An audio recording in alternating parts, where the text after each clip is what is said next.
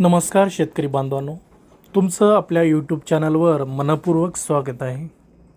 आज आपण जाणून घेणार आहोत जिब्रेलिक ॲसिड म्हणजे काय आणि ते झाडांना कसं काम करतं।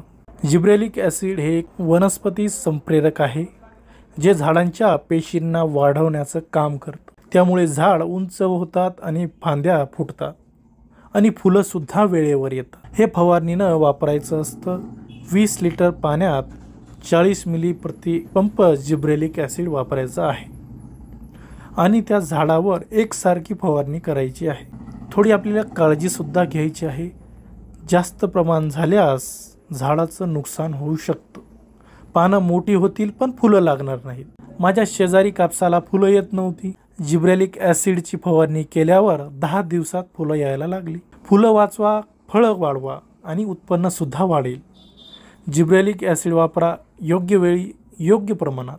आपण जर या चॅनलवर नवीन असाल तर चॅनलला लाईक करा, शेअर करा आणि अशा माहितीपूर्ण व्हिडिओसाठी चॅनलला सबस्क्राईब करा। धन्यवाद।